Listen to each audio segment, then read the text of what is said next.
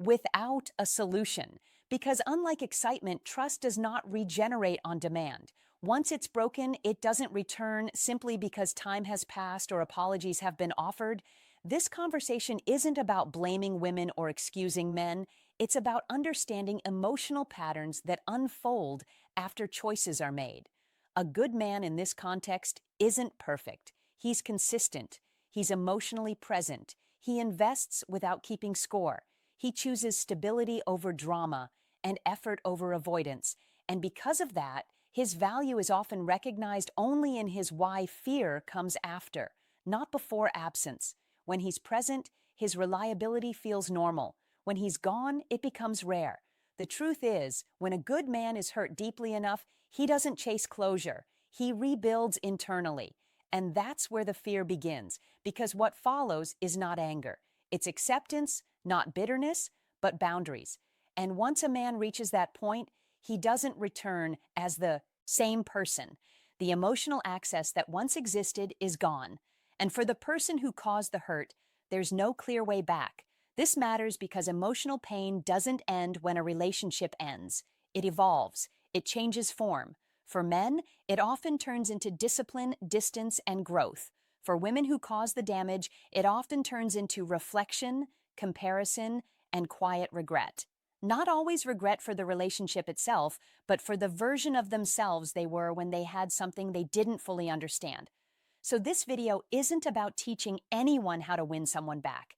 It's about revealing the 3 fears that tend to surface after a good man is lost. Not immediately, not publicly, but privately, in moments of silence in future relationships, and in the uncomfortable realization that some connections don't come twice. What many women don't realize in the moment is that what they are walking away from isn't a man. It's a feeling, and not the exciting kind, not butterflies or fear. Number 1, realizing emotional safety is gone intensity or emotional spikes. It's the feeling of safety. Emotional safety rarely announces itself. It doesn't demand attention. It doesn't create chaos or drama. It feels calm, predictable, and steady. And because of that, it's often misunderstood as boredom. When a good man shows up consistently, listens without defensiveness, and provides stability without controlling, it can feel uneventful compared to the emotional highs that come from uncertainty. In the moment, the absence of tension feels like a lack of chemistry, when in reality, it's the presence of trust. The fear begins later after the relationship has ended and time has passed. It starts quietly, usually not as regret, but as comparison. A new connection feels exciting at first. New energy, unpredictability, intensity, but slowly patterns emerge. Inconsistency shows up. Emotional unavailability surfaces. Words stop matching actions. And that's when the memory of safety returns, not as nostalgia, but as contrast. The realization isn't "I miss him." It's "I don't feel as secure as I once did." That's when the fear takes shape. The fear that what was lost wasn't replaceable. A good man offers emotional shelter. Not perfection, not control, not submission, but reliability. He's someone whose presence lowers anxiety instead of increasing it, and that kind of presence is rare. Most people don't realize how rare it is until they experience its absence repeatedly after hurting a good man. The fear isn't loneliness. It's the awareness that calm love might not come silence, and the beginning of regret again in the same form.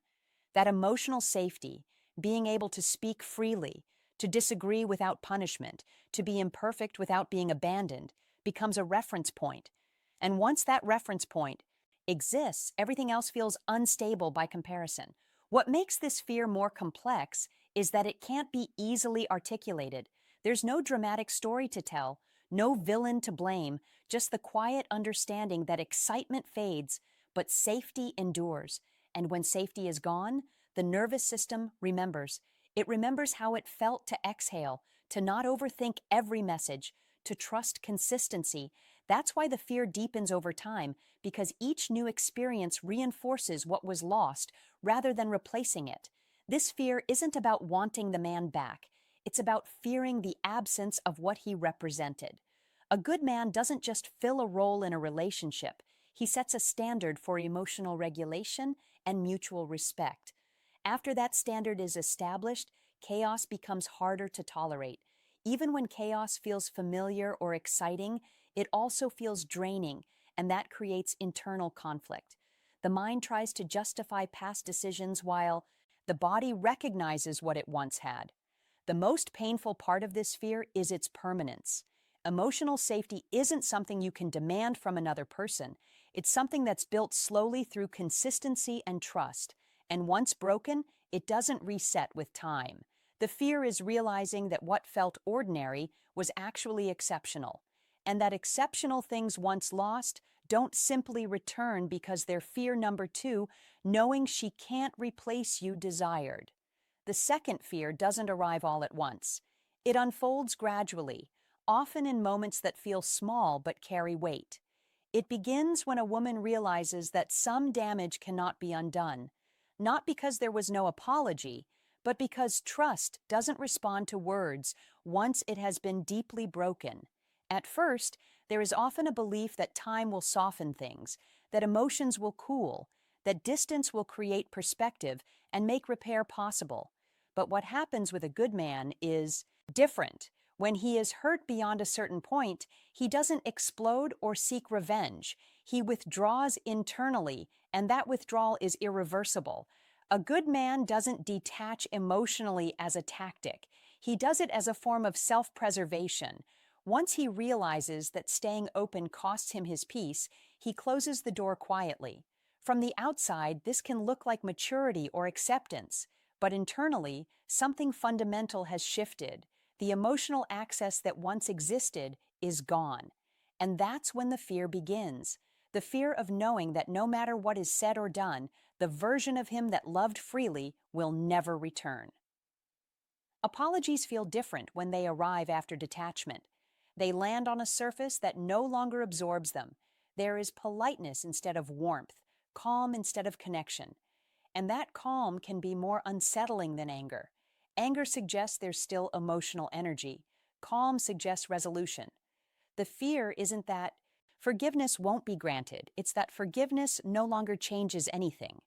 Being forgiven doesn't restore closeness. It simply removes hostility. And for someone hoping for redemption, that distinction is painful. What makes this fear linger is the awareness of being remembered, not for the love shared, but for the wound caused. Why comparison creates pain? A good man often carries his lessons quietly. He doesn't retell the story with bitterness, but he remembers. And knowing that you occupy a place in someone's life defined by hurt rather than harmony is difficult to sit with. There's no action that erases that imprint. You can grow, change, reflect, but the memory remains part of his emotional history. This fear deepens when there is an attempt to reconnect, and the response is neutral, not rejection, not anger, just distance. That distance confirms what words don't need to say. The door is closed, and unlike dramatic breakups where emotions cycle back and forth, this kind of ending offers no illusion. There's no on and off pattern, no emotional leverage, just finality. The realization sets in that the opportunity to repair existed once, and it was missed. The hardest part of this fear is that it offers no path to relief. You can't force trust back into existence. You can't convince someone to feel safe again once safety has been violated deeply enough. And knowing that you were the reason that safety was lost creates a form of guilt that doesn't resolve easily. It doesn't scream. It sits quietly in the background, resurfacing in moments of reflection and in future relationships. This fear is not about wanting the relationship back. It's about confronting the permanence of consequences, about realizing that some connections only exist once in a lifetime, and once they're damaged beyond repair, all that remains is fear to three, facing her own choices awareness. Awareness that timing matters, that effort delayed is often effort denied, and that some lessons arrive only after the door they would have saved has already closed. The third fear is the one that lasts the longest because it doesn't come from memory or imagination. It comes from reality. It arrives the moment she sees him again, or hears about him, or realizes through silence that he has moved on in a way that no longer includes her at all. Not bitter, not broken, not chasing, just different, calmer, stronger, more self-contained. And in that moment, something becomes painfully clear. He didn't collapse after the loss. He rebuilt.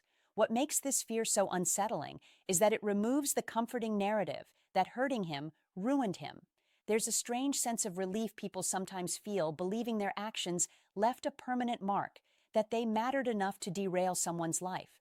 But seeing a good man grow after pain dismantles that illusion. His progress becomes a mirror. It reflects not what was lost, but what was outgrown. And realizing that you were not the center of his story, but a chapter he closed, is difficult to accept. A good man processes pain internally. He doesn't broadcast his healing. He channels it into structure, boundaries, and growth. Over time, he becomes more grounded, less reactive, and more selective. And that selectiveness is the source of the fear, because once he has learned to protect his peace, access to him is no longer automatic. What was once freely given self-respect changes. The dynamic now requires alignment.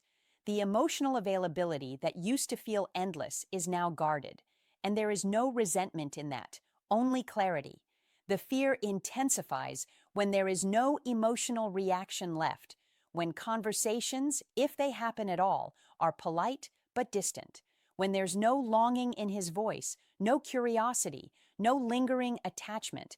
That neutrality signals something final, emotional. Relevance has ended. Being disliked still implies presence. Being ignored implies resolution. And that realization cuts deeper than rejection. It means he no longer measures his worth or direction through her perception. What lingers is not jealousy, but insignificance. The understanding that he became stronger without her input, approval, or presence. That the pain she caused did not define him. It refined him. And in that growth, she no longer holds a meaningful place. This is difficult because it contradicts the belief that love once shared creates permanent emotional access. In reality, access is sustained through care. Once care is violated, access is revoked. This fear doesn't disappear because it resurfaces in future relationships. When she notices herself comparing emotional safety, maturity, or consistency, his presence reappears not as longing, but as a benchmark. And knowing that she may never again hold that position in his life, that she may only ever witness his growth from a healing without explanation distance, creates a quiet, enduring ache. The most painful part of this fear is its finality. There is no dramatic ending, no confrontation, no emotional resolution, just the steady awareness that he moved forward not because of her, but in spite of her. And in doing so, he found peace for the one who caused the hurt. That peace is both admirable and haunting because it confirms that what was lost was not just a relationship, but the chance to grow alongside him. Some losses don't announce themselves with noise or drama. They reveal their weight slowly over time through comparison, silence, and reflection. Hurting a good man doesn't always feel significant in the moment because good men don't punish, chase, or create chaos. They withdraw. They learn and they move forward. And by the time the impact of that loss is fully understood, there is nothing left to negotiate with, only acceptance. This isn't a story about blame or about who was right and who was wrong. It's about awareness, about understanding that certain kinds of love are quiet. And because they are quiet, they are easy to undervalue. Emotional safety, trust, and consistency don't demand attention. They final truth. Value is felt in absence, only demand respect. And when that respect is broken, the consequences are not loud. They are permanent. For men watching this, understand this clearly. Your value is not measured by who stays when you tolerate disrespect, but by who remains when you maintain your boundaries. Becoming distant after being hurt is not weakness. It is self-preservation. Growth after pain is not revenge. It is clarity. You don't owe access to anyone who did not protect your peace. For women, the truth is just as important. Not every lesson comes with a second chance. Some people enter your life to show you what stability feels like, not to stay forever. And recognizing that too late is one of life's quiet regrets, not because love ended, but because something rare was mishandled. The truth no one talks about is this: good men don't leave behind scars, they leave behind standards, and once those standards are set, they don't disappear. They follow both people forward. One is growth, the other as reflection.